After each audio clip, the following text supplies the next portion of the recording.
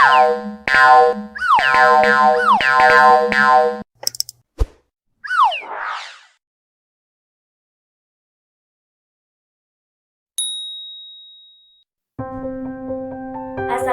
warahmatullahi wabarakatuh. Hai, perkenalkan nama saya Ika Oktavian Yusuf dengan NPM 2142053 dari Universitas Internasional Batam. Video ini merupakan tugas ujian akhir semester dengan mata kuliah Hukum Bisnis. Di video ini saya akan membahas materi mengenai hukum bisnis. Materi ini bertujuan untuk memperkenalkan hukum bisnis itu apa serta resiko-resiko yang wajib harus kita hindari dalam berbisnis. Dan semoga para anak muda remaja yang akan memasuki dunia bisnis dapat mengerti agar tidak melakukan kegagalan dalam berbisnis. Oke, yang pertama saya akan menjelaskan mengapa hukum bisnis itu penting.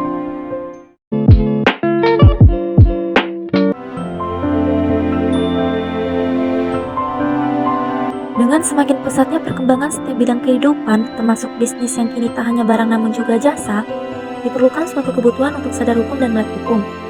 Suatu negara yang digambarkan dalam diagram Pareto pada awalnya dibuat atas fenomena unik bahwa menurut penelitian tersebut 80% pendapatan negara ditentukan oleh 20% penduduknya. Ini menunjukkan bahwa bisnis termasuk sebagai penopang perekonomian dan pembangunan di suatu negara.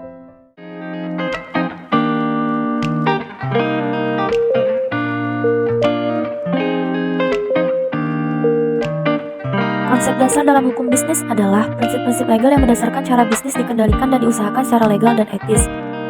Berikut terdapat 5 konsep dasar dalam hukum bisnis, yaitu: yang pertama, konsep hukum pengembangan atau IP Law. IP Law meliputi paten, trademark, dan copyright. Konsep ini menjamin hak milik dan keunikan produk, jasa, dan ide dari pemiliknya. Yang kedua, konsep hukum perjanjian atau kontrak law. Kontrak adalah perjanjian antara dua belah atau lebih partai yang memiliki kesepakatan tertulis atas suatu hal. Kontrak memiliki persyaratan yang harus dipenuhi oleh partai untuk melaksanakannya, seperti persyaratan penandaan dan pelaksanaan. Yang ketiga, konsep hukum perdagangan atau komersial law. Komersial law meliputi peraturan-peraturan yang mengatur transaksi komersial antara dua belah atau lebih partai, seperti penjualan, pembelian, dan pengiriman barang. Komersial law juga meliputi peraturan-peraturan yang mengatur kewajiban dan hak-hak partai dalam transaksi komersial, seperti garansi dan penyerahan barang. Yang keempat, konsep hukum pengawasan atau regulatory law. Regulatory law meliputi peraturan-peraturan yang diberlakukan oleh pemerintah untuk menjamin kesehatan, keselamatan, dan kualitas produk dan jasa bagi masyarakat. Yang kelima, konsep hukum etika bisnis atau business ethic. Business ethic meliputi prinsip-prinsip etis dalam cara bisnis dikendalikan dan diusahakan secara legal dan etis.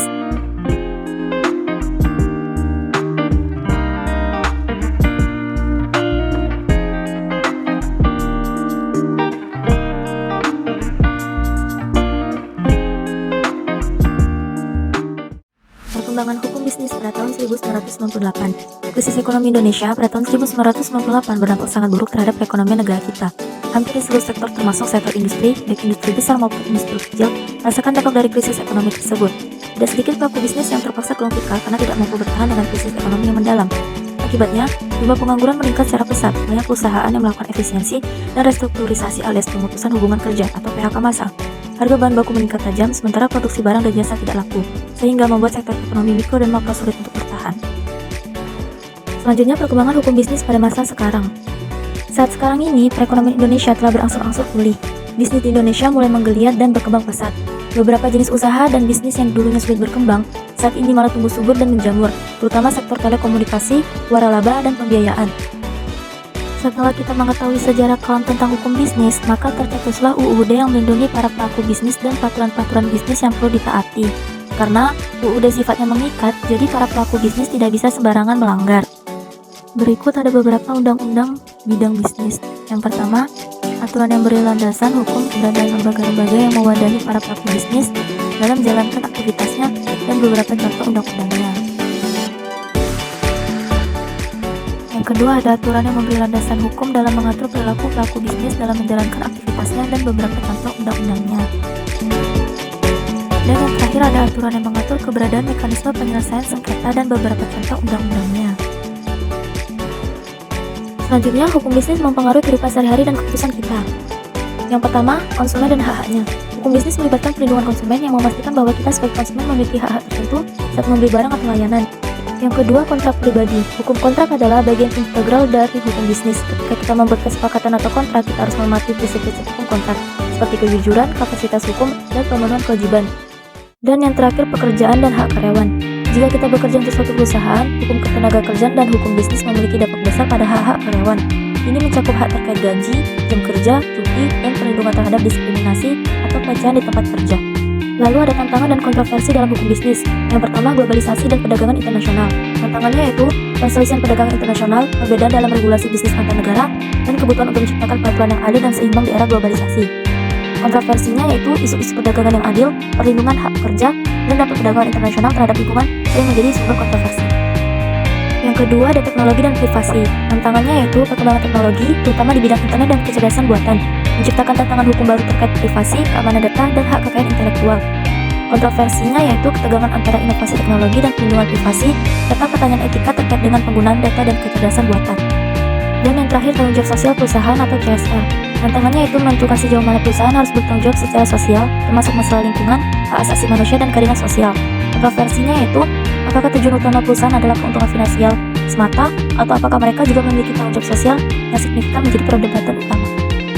Dari materi yang telah dibahas, mendapatkan 5 kesimpulan. Yang pertama, hukum bisnis merupakan keseluruhan dari peraturan-peraturan hukum, baik yang tertulis maupun tidak tertulis, yang mengatur hak dan kewajiban yang timbul dari suatu perjanjian-perjanjian maupun perikatan-perikatan yang terjadi dalam praktek bisnis.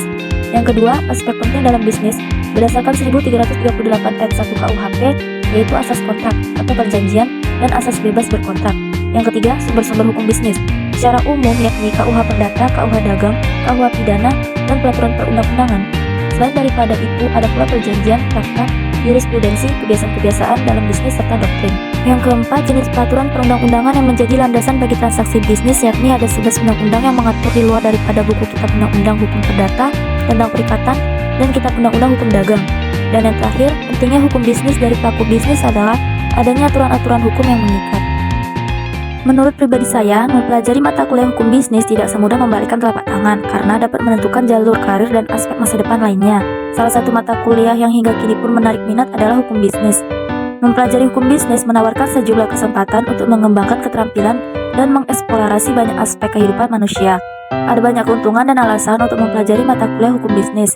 Mempelajari hukum bisnis akan mempertajam pemikiran, memperkuat pemahaman, dan memperdalam pengalaman di bidang kehidupan dan ilmu sosial, serta dapat memberikan landasan yang kuat bagi mahasiswa yang tertarik untuk bekerja dalam berbagai peran di bidang hukum dan bisnis, termasuk advokat bisnis, konsultan hukum, manajer kepatuhan, atau profesional hukum dalam perusahaan. Saya kira sampai di sini saja pembahasan materi mengenai mata kuliah hukum bisnis, dan semoga kedepannya pelaku bisnis dan para remaja-remaja yang akan memasuki dunia bisnis dapat mengerti bahwa di dalam bisnis itu ada beberapa peraturan yang harus ditaati agar tidak terkena sanksi hukum. Dan demikianlah beberapa hal yang dapat saya sampaikan. Apabila ada kata-kata yang kurang sopan maupun tindakan yang kurang berkenan, saya mohon maaf sebesar-besarnya. Terima kasih. Wassalamualaikum warahmatullahi wabarakatuh.